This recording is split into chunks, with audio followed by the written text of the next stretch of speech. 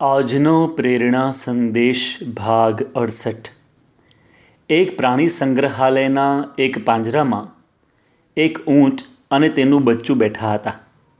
બચ્ચાએ પોતાની મા તરફ જોઈને પૂછ્યું, માં, બીજા પ્રાણીઓની પીઠ સપાટ હોય છે, તો આપણી પીઠ કેમ પર્વત જેવી ઊંચી છે? માતાએ કહ્યું, બેટા, આપણે રણમાં રહેનારા પ્રાણીઓ કહેવાઈએ, જ્યાં પાણીની અછત હોય છે। તેથી ભગવાને આપણને આવી પીઠ આપી છે જેને ખૂંદ કહેવાય છે। તે પાણીના સંગ્રહ માટે છે, જેથી લાંબા સમય સુધી આપણે પાણી વગર જીવી શકીએ। ઊંટ બાળકે બીજો પ્રશ્ન પૂછ્યો, માં, આપણા પગ આટલા લાંબા અને ખરીવાળા શા માટે હોય છે? માં કહે, બેટા, રણમાં રેતી જ હોય છે, તેમાં ચાલવા દોડવા માટે આવા પગ ભગવાને આપણને આપ્યા છે, જેથી બીજા પ્રાણીઓ કરતાં આપણે રણમાં વધારે સ્પીડથી ચાલી દોડી શકીએ। ઊંટના બચ્ચાએ ત્રીજો પ્રશ્ન પૂછ્યો, માં, આપણી આંખની પાંપણ શા માટે લાંબી હોય છે? માં કહે, રણમાં રેતી ઉડે અને તોફાની પવન ફૂંકાય તે વખતે આપણી આંખોની રક્ષા કરવા માટે ભગવાને આપણને આવી લાંબી પાંપણ આપી છે। ઊંટના બચ્ચાએ ચોથો પ્રશ્ન બહુ જ અદ્ભુત પૂછ્યો કે માં, રણમાં પાણીનો સંગ્રહ કરવા ભગવાને આપણને ખૂંદ આપી, વધુ ગતિથી દોડવા લાંબા પગ અને ખરી આપી, અને રેતી તેમજ તોફાની પવનથી આંખની રક્ષા કરવા માટે પાંપણ આપી, તો પછી આપણે અહીંયા પ્રાણી સંગ્રહાલયના પાંજરામાં શું કરી રહ્યા છીએ? બાળકનો પ્રશ્ન સાંભળી માને પણ દુઃખ થયું કે વાત તો સાચી છે, પણ હવે બહાર નીકળવું કેવી રીતે? એ તો એમના વશમાં હોય નહીં।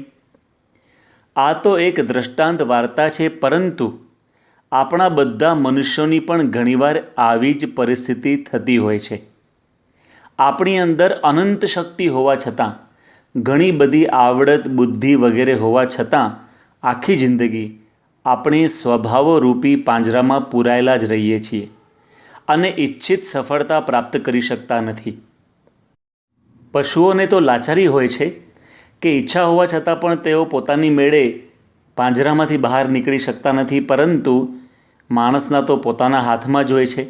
જો મનુષ્ય ધારે તો પોતાના સ્વભાવના પાંજરામાંથી બહાર નીકળીને જીવનમાં કંઈક બની શકે, કંઈક કરી શકે।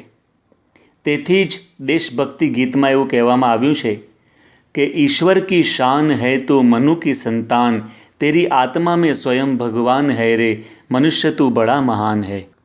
ભગવાન સ્વામિનારાયણે પણ વચનામૃત ગરડા મધ્ય પ્રકરણના 33માં લખ્યું છે કે મનુષ્ય દેહ કરીને ન થાય એવું શું છે?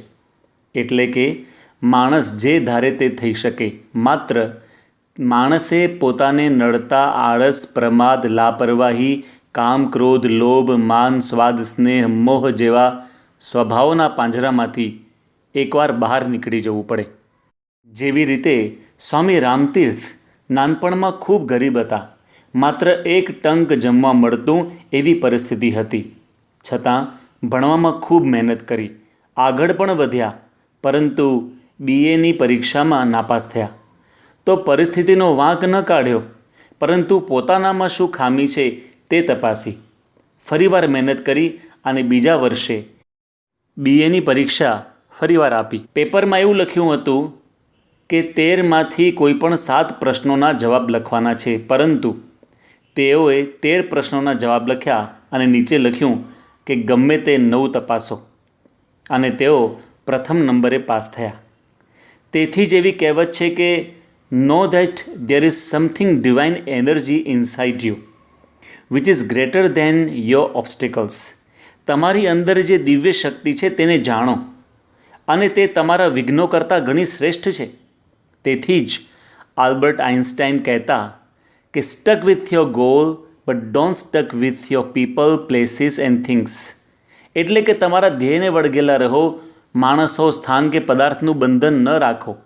માણસ સ્વભાવવશ થઈને ક્યાંક ને ક્યાંક બંધાઈ જતો હોય છે, અટકી જતો હોય છે, અને પછી ભટકી જતો હોય છે, અને છેલ્લે જીવનમાં લટકી જતો હોય છે, પરંતુ ધ્યેયની પ્રાપ્તિ માટે સ્વભાવરૂપી પાંજરામાંથી છટકી જતાં આવડવું જોઈએ. જેમ પીતાંબર શેઠે કરી બતાવ્યું. અમદાવાદના રહેવાસી પીતાંબર શેઠ નામના એક સુખી સંપન્ન ભક્ત હતા, પરંતુ ખૂબ રજોગુણી હતા.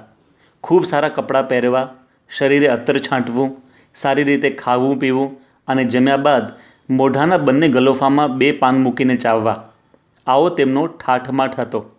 ખૂબ જ દેહાભિમાનમાં પોતે રાચતા. પરંતુ તેઓએ સાંભળ્યું કે અક્ષરબ્રહ્મ ગુણાતીતાનંદ સ્વામી મહાસમર્થ સંત છે. તેઓની કથા વાર્તા સાંભળવાથી સાચા અર્થમાં આધ્યાત્મિક માર્ગે પ્રગતિ થાય છે. તેથી તેઓ ગુણાતીતાનંદ સ્વામી પાસે ગયા. પરંતુ ગુણાતીતાનંદ સ્વામીએ કહ્યું કે સૌથી પહેલાં તમારે તમારો રજોગુણી વેશ છોડવો પડશે. અને સ્વામીના વચન પ્રમાણે તેઓએ એ બધું જ છોડી સાદો પોશાક પહેરી સ્વામીની પાસે જઈ સત્સંગ કર્યો. ધીરે ધીરે સ્વામીના કથા વાર્તાના શબ્દોથી સંસારી રંગ ઉતરી ગયો અને મહાન ભક્ત બન્યા. માટે લૌકિક માર્ગે આગળ વધવું હોય કે આધ્યાત્મિક માર્ગે, સ્વભાવરૂપી પાંજરામાંથી બહાર તો નીકળવું જ પડે. પરંતુ આવા સ્વભાવો છોડવા એ સહેલા પણ નથી. તો કયો વિચાર કરીએ તો સ્વભાવ છૂટે? તો એમ કહેવાય છે કે create the higher taste to discard the lower test.